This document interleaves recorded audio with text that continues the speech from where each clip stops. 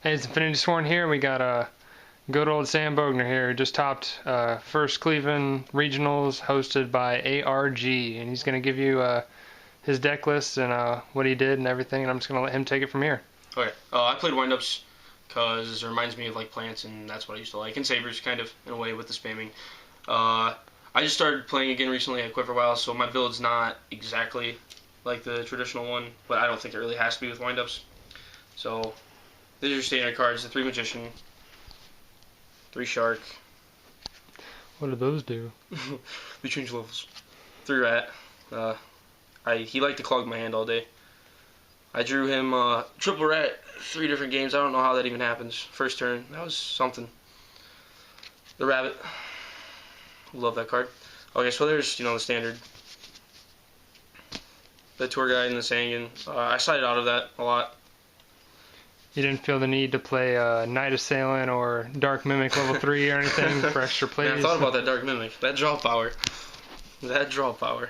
Okay, here's where mine's a little different. I made 2 Cyber Dragons because I planned on running into a lot of wind-up mirror matches and Machinas and Girgas and all that whatnot. And it worked like I wanted it to, because there were a couple times where the wind-up player would go first and he was sitting on Zen Mains and Zen Mighty at the end of the turn. I just dropped that on my first turn and took his field, and I got a lot of eye rolls and whatnot for that. But also it opens up plays like with Shark, because you can just go into 5s easier, and then the 2 Trags along with that, just because the deck has really weak monsters and a lot of people don't main deck Trag and wind up, so that was a good surprise factor. And then if I have that in my graveyard, I mean, I can make that 5 with the Shark again. It's just easier access to like your destruction cards like Tyrus and Idrius, and that's really what I wanted, because the deck has a hard time getting over big beaters, and that really did exactly what I wanted. There were a lot of times where I just needed that destruction effect, and I pulled out Adrius or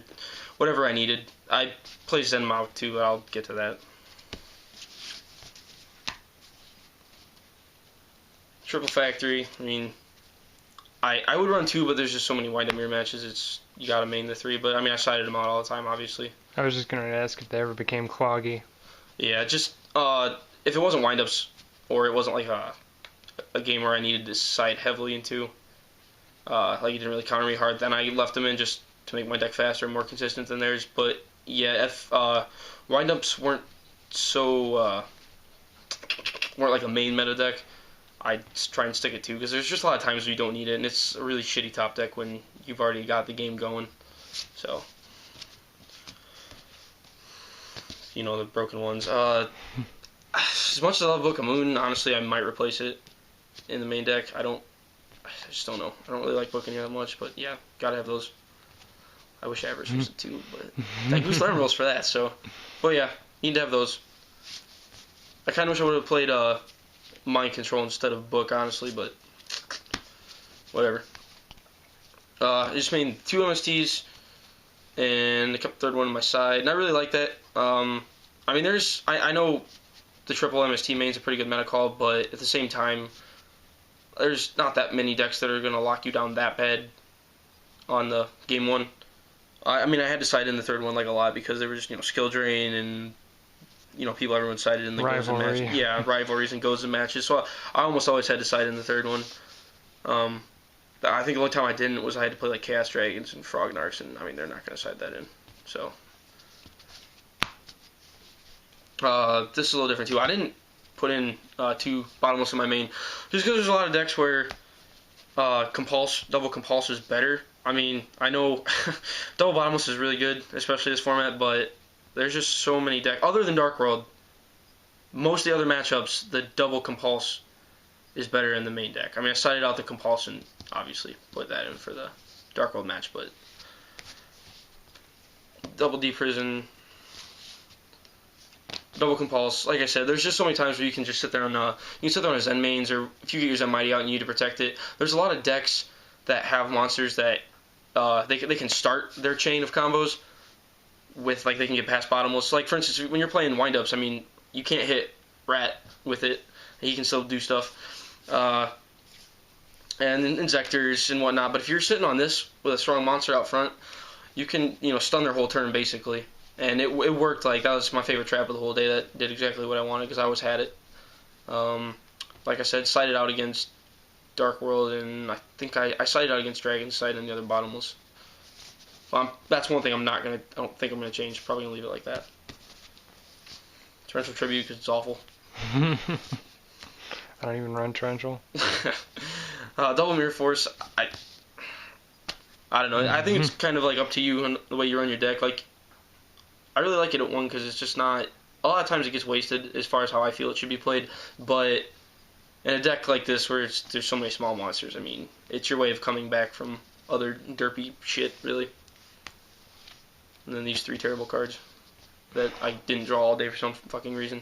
I think I drew Solemn one time and I had to Solemn something incredibly stupid. I ended up winning off of it, but it was like probably one of the worst Solemns I've ever done. It was terrible. Alright, can you give us a quick run through the extra? I don't think there's much explanation there. No. If I have to. Buggy. I mean, that's pretty much the ones. Yeah? I thought about taking him out. He's pretty bad. Yeah, I mean, why would you run him? I don't really know. Especially on a wind-up deck. He's just really weak. Yeah. I mean, he's good. Like, he comes out at 25, and plus, I mean, you can combo and rewind your effects. So, I mean, I used him a couple times. I used him to OTK, so I don't have Pearl or anything. I didn't run Pearl. I chose to run 2 of him just because late game, you have more presence when you still have one of these in your deck, just because it's so hard to get around if you played at the right time. I know a lot of people were only running 1, and the 2 mirror matches that I won, they had 1, and I had 2, and it came down to that, and I explained, I'm like, well, like, ours are both gone, but I still have a second one, and you got, whatever acid golem that's not gonna get over that without being destroyed. So I really like that. I'm not changing that. The 2 Zen mains was a really good call for me. I mean, he's awesome. Gotta have him. Tobia, just because sometimes you get it out, protect that Zen Mighty, that terrible Zen Mighty. Butterfly, too good. I mean, he really opens up most of your plays now. He opens up a lot of plays, and he can end some games too, because there are a lot of decks that are set in shit right now. So, Shitmaster.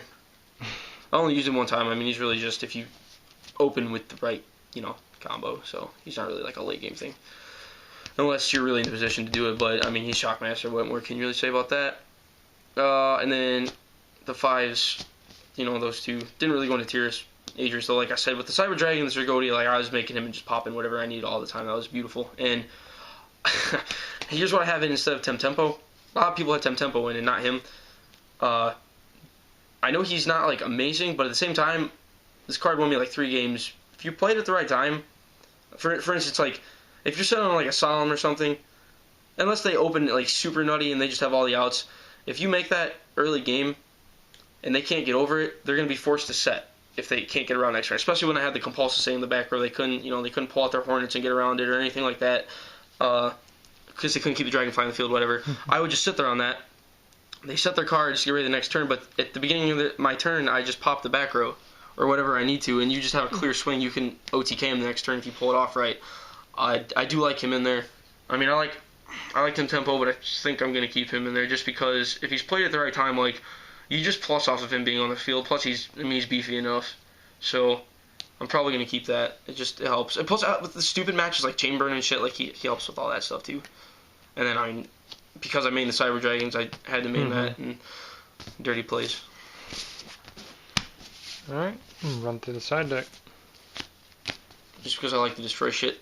And a lot of stuff spams right now, and if a lot of times I sit there on the Zen mains and I wait for them to try and go for their like OTK or blow up my whole field or whatever, and then I just activate that.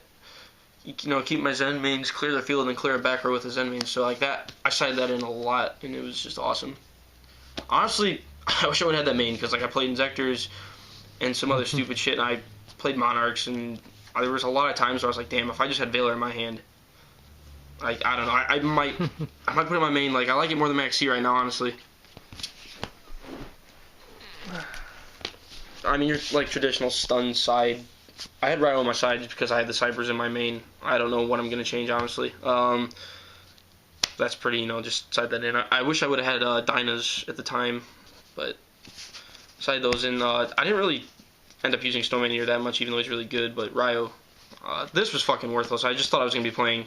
Everyone was talking about samurais and heroes, and I was like, okay, well, I mean, but I didn't play a damn samurai all day. Everyone around me was bitching about him, but I didn't hit one, so this was just a giant fucking waste. I wish this would have been crows or something for the random Inzektor players. I mean, that won me games. That's just, you play that at the right time in this deck. You can get around it so easily, and they just are like, ooh.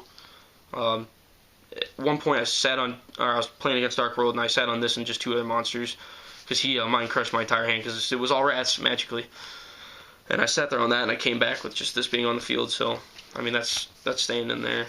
There's the other MST, there's the other Bottomless, and I chose to play 1 Trapstone, which I'm really glad, because I had to play TG Skill Drain, and this got me the win.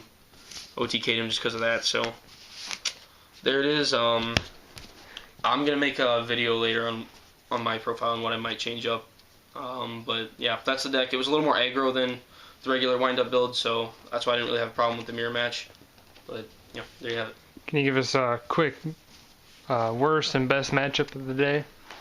I mean, Inzektors, I kind of was ignorant to the fact that people like to copy pro players, and I, for some reason, wasn't thinking about Billy topping with them, so I kind of didn't think that I'd run into Inzektors and fucking Inzektors and Frogs. That was shitty. If I would have just had my original side deck with the Crows and the Kaiku I had in, those would have been easy matchups. But I mean, that was my losses was Frogs and Inzektors. So I wouldn't really change much, honestly. I mean, I'm going to mess around with it, and then I'm going to go to another regional anyway just to try out different builds, because I'm going to keep running with this deck as long as I can, hopefully up to Nationals if it's still good after next ban list. But probably putting in Crows and stupid shit for Monarchs, because apparently they're cool again. So that's about it. Guess that's all we got. Get at you later, YouTube.